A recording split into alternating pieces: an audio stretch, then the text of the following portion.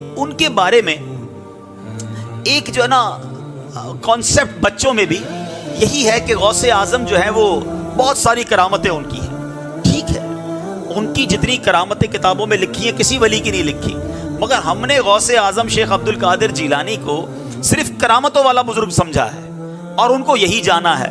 حالانکہ غوث اعظم کی سیرت کے ایسے ایسے پہلو ہیں کہ جس کو سن کر ہم بہت کچھ اپنی ذات میں بھی امپلیمنٹ کر سکتے ہیں. سارے 11ویں منانے والے ہیں، لنگر کھانے والے ہیں، کھلانے والے ہیں. بھائی کیا جانتے ہو غوث پاک کے بارے میں؟ غوث پاک نے فلاں بیمار کو ٹھیک کر دیا تھا، دعا کی تھی تو کشتی ترا دی تھی، یہ سارے واقعات. اور کیا جانتے ہو غوث پاک کے بارے میں؟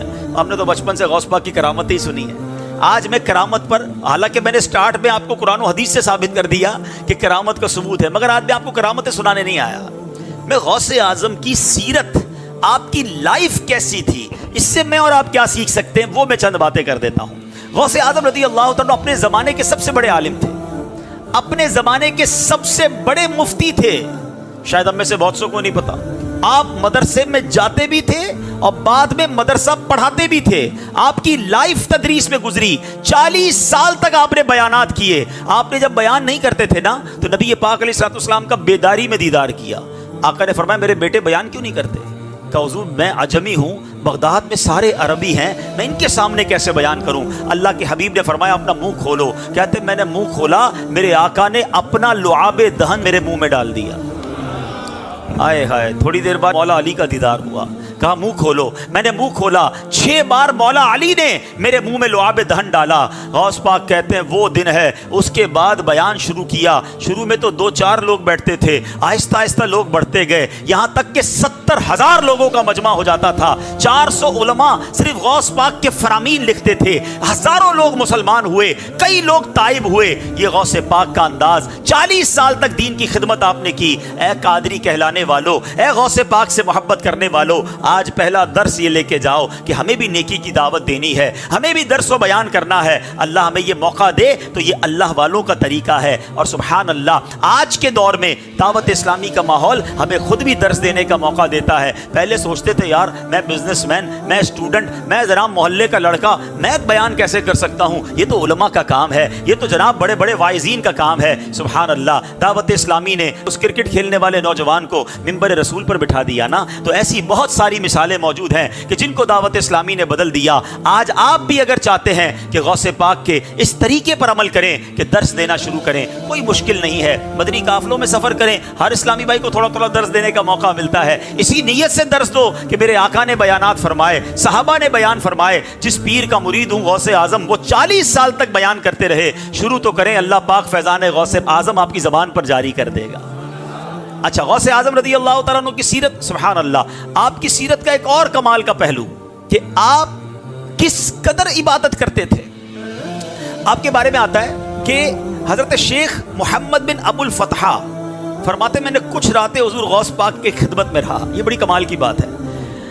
ہم جیسے گناہگار لوگ ہیں نا، ہم سے لوگ جو دور سے ملتے ہیں وہ بڑی تعریف کرتے ہیں، یار ماشاءاللہ بڑے نیک، دکھتے بڑے نیک ہیں، کیونکہ ہم دکھنے میں بڑے نیک نظر آتے ہیں. تسبیح وسبیح ہاتھ میں ہوتی ہے، کچھ لوگوں کے ٹوپی بھی لگائی ہوئی ہوتی ہے، او یار ماشاءاللہ بڑا مسجد میں تو بڑا شریف آدمی. مجھے کئی لوگ کہتے ہیں یار حبیب بھائی وہ فلاں شخص جو ہے وہ آپ کے بیان میں آتا ہے یا آپ کے پاس نظر آتا ہے تو ہمیں رشتہ کرنا ہے، تو بندہ وہ لڑکا کیسا ہے؟ میں نے کہا یار میرے سامنے تو جتنے آتے ہیں نا بڑے شریف بن کر ہی آتے ہیں، کیونکہ مجھ سے ملتے ہی مسجد میں ٹوپی بھی لگا کر آتے ہیں، بیان بھی سن رہے ہوتے ہیں، سر بھی جھکا ہوا ہوتا ہے. اب میں کیسے پہچانوں کہ اس کے باہر کرتوت کیسے ہیں؟ تو بھائی آپ خود ہی فیملی سے چیک کر لیں. تو ہمارے ساتھ یہی مسئلہ ہے. میں بھی ایسا ہی ہوں کہ ہمارے کوئی قریب آئے نا تو اس کو ہماری اصلیت پتہ چلے. دور سے تو سارے ہی اچھے لگتے ہیں. ایک شخصیت کہہ رہی ہے کہ میں نے غوث پاک کے ساتھ کچھ راتیں بتائیں، کچھ وقت گزارا. اب وہ اپنے مشاہدات بتا رہے ہیں. اصل کمال یہ ہے کہ قریب رہنے والا کیا بتا رہا ہے. اللہ کرے کہ ہم بھی ایسے بنے کہ جو ہمارے قریب آئے وہ بھی اللہ والا بن جائے. ہمارے اس کا آسان جواب ہے. ہم سے بعض اوقات باہر محلے والے نمازی وغیرہ دعا کرواتے ہیں. کبھی گھر والوں نے دعا کروائی کہ ماں کہے بیٹا بیٹا دعا کر دینا، بھائی کہے بھائی جان ذرا بیمار ہوں دعا کرتے، یا جس طرح کچھ ہمارے سے ایسے لوگ ہوں گے جن سے باہر والے دم کرواتے ہیں پانی پر. کبھی گھر والوں نے کہا کہ بھائی جان ذرا دم کر دو، ابا جان ذرا دم کر دو. ان کو پتا ہے اس کے دم میں ہی دم نہیں ہے، گھر میں کیا برا حال ہے ان کو پتا ہے نا. تو مزہ یہ ہے کہ ہماری خلوتیں بھی پاک ہوں، ہمارے قریب رہنے والوں کو بھی لگے کہ واقعی اللہ والا ہے. باہر والے کہیں اور اندر برا حال ہے، پھر تو یہ بیکار منافقت ہو گئی نا کہ ظاہر میں کچھ ہے باطن میں کچھ ہے. دیکھو غوث پاک کے ساتھ جس نے چند راتیں گزاری وہ کیا کہتے ہیں؟ کہتے ہیں میں کئی دن آپ کی خدمت میں رہا, راتوں میں میں نے آپ کا معمول یہ دیکھا کہ تہائی رات تک 1/3 غوث پاک نفل پڑھتے تھے, پھر ذکر و اذکار میں مشغول ہو جاتے تھے, پھر کچھ عرائض و وظائف پڑھتے تھے.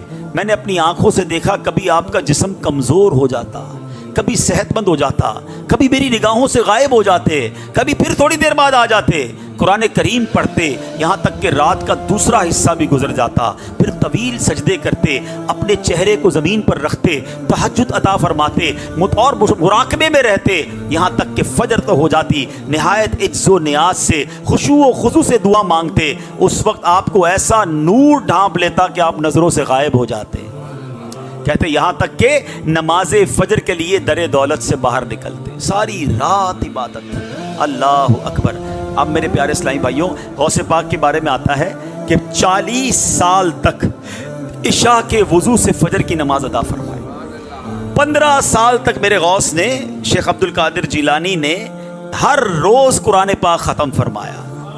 اے قادریوں, میلاد منانے والوں, 11ویں منانے والوں, میرے غوث عشاء کے وضو سے فجر کی نماز پڑھے, اور قادری کہلانے والا نہ عشاء پڑھے نہ فجر پڑھے. سچ بتاؤ نا, یہ کیسی غوث پاک کی غلامی ہے؟ غوث پاک روز پورا قرآن پڑھے, اور غوث پاک کا دیوانہ کہلانے والے کو قرآن پڑھنا ہی نہ آتا. پڑھنا تو دور کی بات ہے, اس کو پڑھنا ہی نہیں آتا. پوچھو یہ کیسی اولیاء کی محبت ہے, یہ مقام اور مرتبہ دیکھو ان کا. میں آج اسی لیے غوث پاک کی عبادات, آپ کے مجاہدات, آپ کی اللہ کی بارگاہ میں گریہ وزاری, یہ اس لیے بیان کرنے آیا ہوں کہ محبت ہم سب کو ہے غوث اعظم سے, مگر ان کے فٹ سٹیپ پر, ان کے نقش قدم پر کون چلنے کے لیے تیار ہے؟ جب صرف لنگر کھانا, 11ویں منانا, نعرے لگانا, یہی غوث پاک سے محبت ہے؟ نہیں میرے پیارے اسلامی بھائی.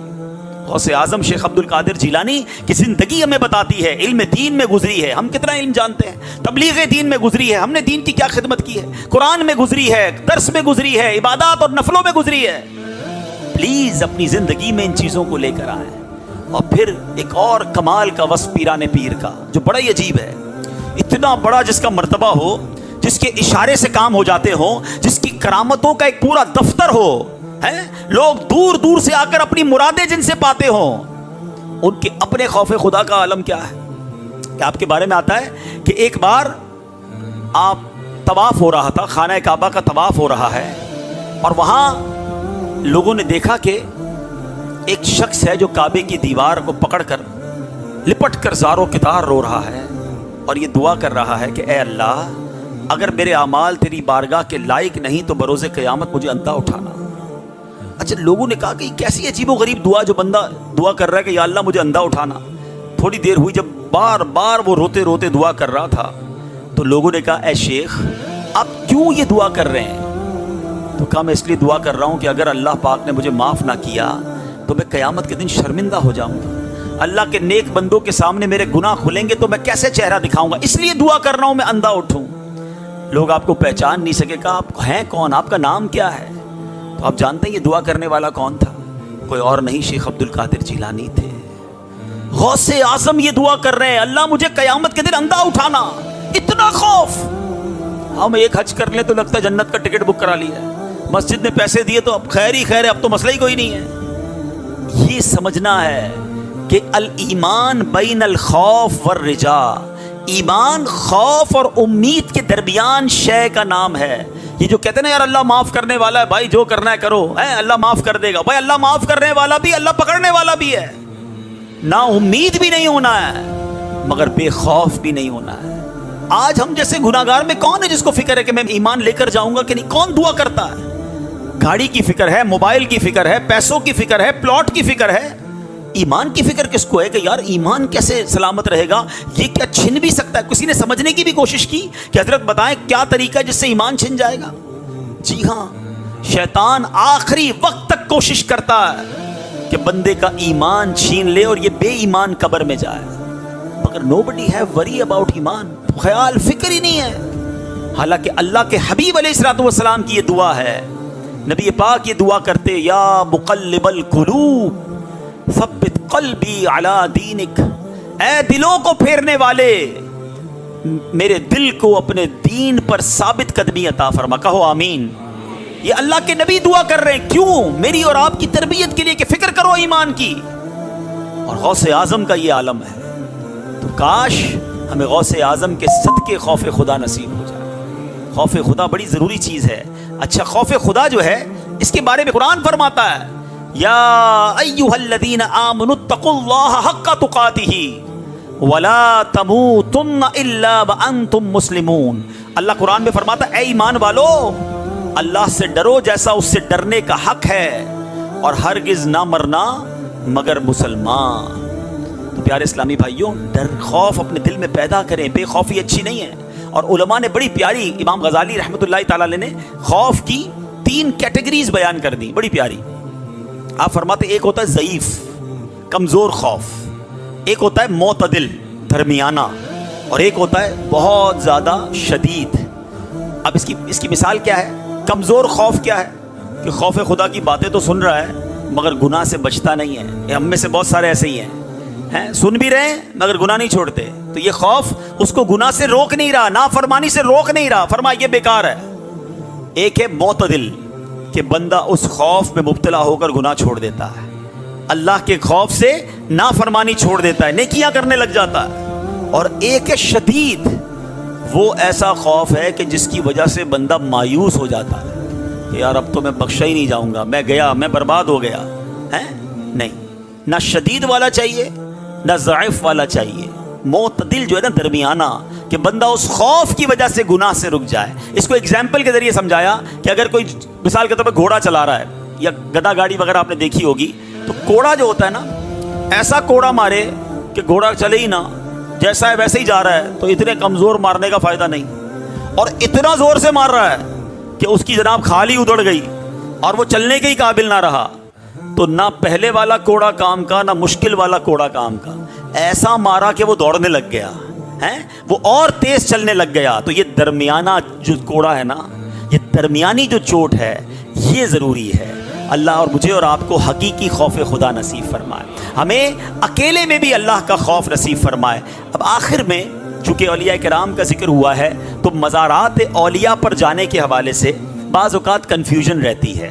تو چلیں احادیث کی روشنی میں یہ بھی سن لیں کہ اولیاء کرام کے مزارات پر جانا، قبرستان پر جانا، یہ سنت ہے، اور یہ صحابہ اور پیارے آقا علیہ الصلوۃ والسلام کا طریقہ بھی ہے. حضرت سعد بن نبی پاک علیہ الصلوۃ والسلام کے بارے میں امام بہقی کی روایت ہے کہ پیارے آقا ہر سال شہدائے احد کی مزارات پر تشریف لے جاتے تھے. حضرت ابو بکر صدیق، حضرت عمر، حضرت عثمان کا بھی یہ معمول تھا. اور حضرت سعد بن ابی وقاص تو ایک اور بات فرماتے کہ ان حضرات کو سلام کرو جو تمہارے سلام کا جواب دیتے ہیں. نبی پاک بھی ایک جگہ فرماتے ہیں کہ پیارے آقا علیہ الصلوۃ والسلام فرماتے جو ان کے مزارات پر آئے، شہداء احد کے بارے میں آقا نے فرمایا جو ان کے مزارات پر آئے اور سلام بھیجے، یہ لوگ قیامت تک اس پر سلام بھیجتے رہیں گے.